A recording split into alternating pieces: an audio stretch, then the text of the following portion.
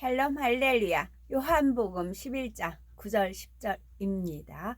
예수께서 대답하시되 낮이 12시간이 아니냐. 사람이 낮에 다니면 이 세상의 빛을 봄으로 실족하지 아니하고 밤에 다니면 빛이 그 사람 안에 없는 고로 실족하느니라. 아멘. 제목은 낮에 다니면 실족지 아니하리라 입니다. 지혜로운 부모는 자녀가 귀하다는 이유로 무조건 원하는 대로 해주는 것이 아니라 책망할 일에는 책망하고 때로 매를 들어서라도 바른 길로 가게 하지요. 이는 하나님께서도 마찬가지이십니다. 무조건 우리의 소원에 응답하시는 것이 아니라 바른 길을 가지 못할 때는 책망도 하시고 징계를 하셔서라도 밝은 빛 가운데로 인도하시지요. 그리하여 우리가 밝은 빛 가운데 곧 하나님의 말씀 가운데 행할 때는 낮에 길을 가는 사람과 같아서 실족하는 일이 없이 평탄하고 복된 삶을 살게 되는 것입니다.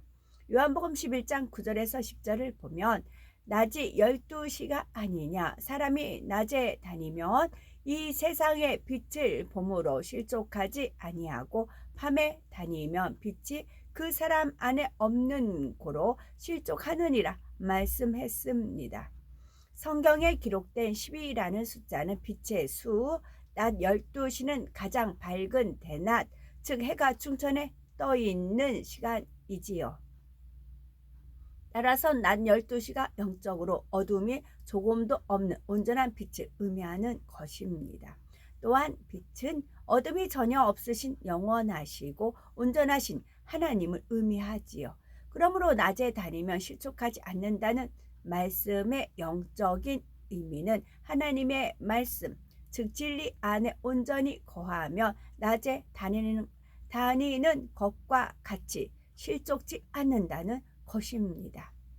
실족지 않고 범사의 형통을 받으려면 그러면 빛 가운데 거함으로 실족지 않고 범사의 형통한 복을 받는 삶은 어떠한 것인지 살펴보면 첫 번째 구원에 관한 분야에서 살펴보면요. 세상에는 부귀 영화나 건강이나 가정의 평안 등 모든 것을 자연스럽게 누리고 사는 사람도 드물지만 혹 그런 삶을 사는 사람이라 해도 다가오는 죽음을 피할 수 없으니 참으로 허무한 일이지요.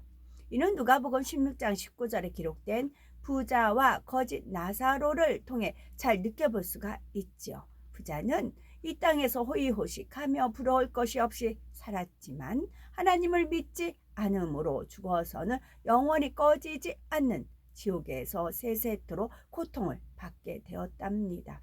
반면에 거짓 나사로는 비록 이 땅에서 비천한 삶을 살았지만 죽어서는 구원을 받아 영생 복락을 누리는 천국을 소유할 수가 있었지요. 이처럼 인생의 가장 중요한 것은 바로 영혼의 구원입니다. 그런데 우리가 구원에 이르기 위해서는 반드시 빛 가운데 거해야 한다는 거지요.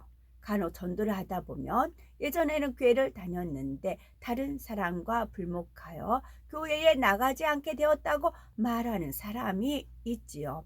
이런 사람들은 스스로 믿음이 있는 줄로 알았지만 참 믿음을 가져 빛 가운데 거한 것이 아니었기에 자기 생각에 맞지 않으니 실족하여 하나님을 떠난 것이지요. 성경상에서 빛 가운데 거하여 온전한 구원을 이룬 사람들을 살펴보면 하나님의 나라와 의를 위해서라면 어떠한 환난과 핍박도 기쁨과 감사함으로 받으며 희생하고 헌신하였던 것을 봅니다. 우리 믿음 어떠하신지요?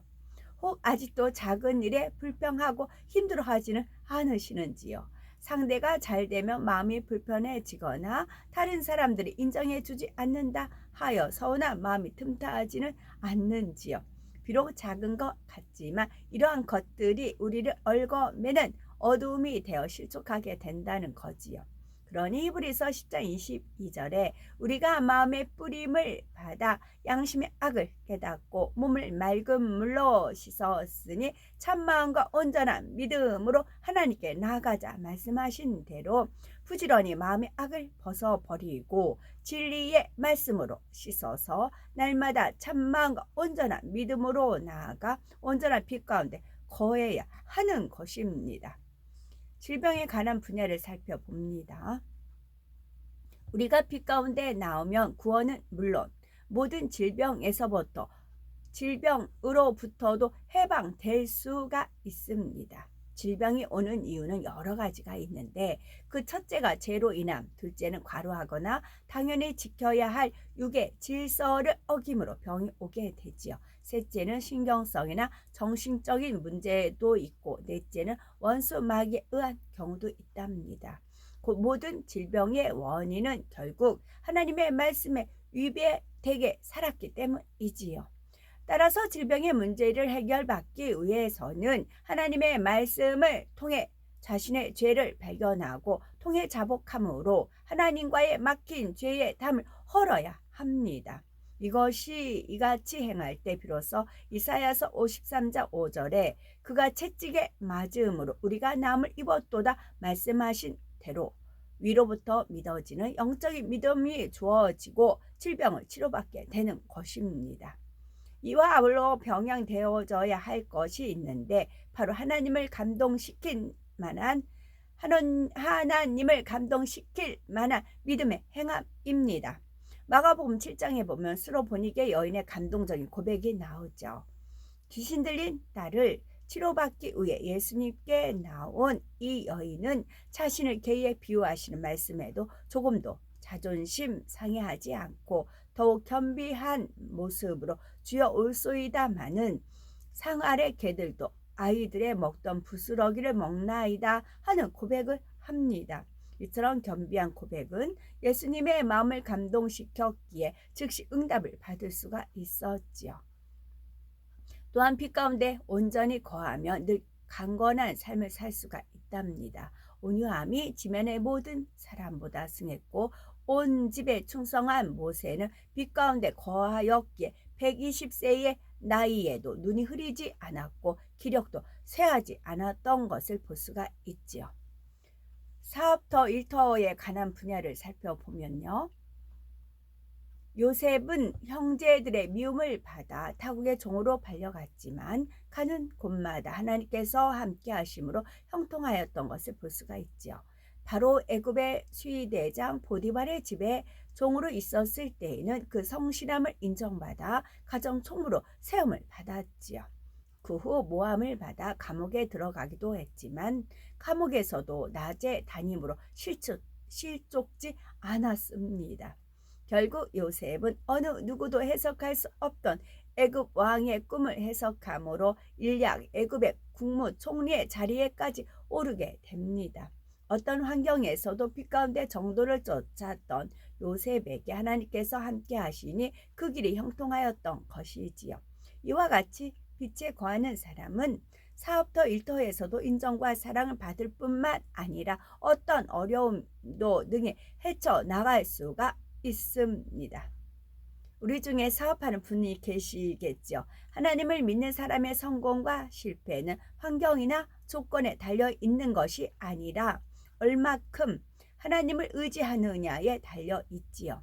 잠언 3장 6절에 너는 범사의 그를 인정하라 그리하며 네 길을 지도하시리라 하신 말씀대로 범사의 하나님을 인정하고 행할 때 그 길을 인도받아 실족지 않고 성공된 삶을 살 수가 있는 것입니다. 그런데 한 가지 주의해야 할 것이 있는데 가령 가게를 내기 위해 적합한 장소를 놓고 기도했는데 기도한 후에 좋은 장소가 나타나면 이내 하나님께서 주신 응답이라 단정 짓고 급히 일을 진행해 나가는 것입니다. 그러나 이는 하나님을 의지한 것이 아니라 자신의 마음에 들고 생각에 맞게 진행해 나간 것이므로 오히려 사단이 송사해서 더 큰 어려움을 겪게 될 수 있습니다. 4부터 1터 문제에 있어서 또 한 가지 유의할 점은 상대의 유익을 구해야 하는 마음이고요. 야고보서 1장 6절은 오직 믿음으로 구하고 조금도 의심하지 말라. 의심하는 자는 마치 바람에 밀려 요동하는 바다 물결 같으니라고 말씀하셨으니 믿고 구하는 것은 반드시 받은 줄로 믿고 의심하지 않아야 되는 것이지요. 전지전능하신 하나님께 구하는 대로 주실 것을 믿고 오래 참음으로 인내할 수가 있어야 하는 것입니다. 4부터 1터 문제에 있어서 또 한 가지 유의할 점은 상대의 유익을 구하는 마음이어야 한다는 것입니다. 예를 들어 친하다고 해서 하나님께서 금하신 보증을 서달라 한다든지 또는 믿음의 형제에게 돈을 빌려달라고 하는 일은 내 유익을 구하는 일이요 상대를 힘들게 하는 어둠의 일이기에 하나님께서 역사하실 수가 없답니다. 영적인 사랑은 내 유익보다 먼저 상대의 유익을 구하는 것이지요. 따라서 비록 내가 손해를 본다 해도 상대의 유익을 구해줄 때 하나님께서 역사하실 수 있습니다. 이처럼 우리의 마음이 하나님께서 원하시는 선의 마음으로 변화되었을 때 비로소 성령의 음성을 밝히 듣게 되고 하나님의 역사와 축복을 받을 수가 있게 되는 것입니다. 끝으로 가정의 화목을 이루기 위한 분야가 있습니다. 빛 가운데 거하면 가정이 화목해지는 축복도 받을 수 있지요. 영적인 사랑은 나를 희생하고 상대의 유익을 구하는 것이요 더 나아가 생명도 줄 수 있으며 어떠한 상황 속에서도 결코 변하지 않는 것이지요. 그러니 이러한 영적인 사랑이 임하면 가정이 하나 되어 화목하게 되는 것입니다.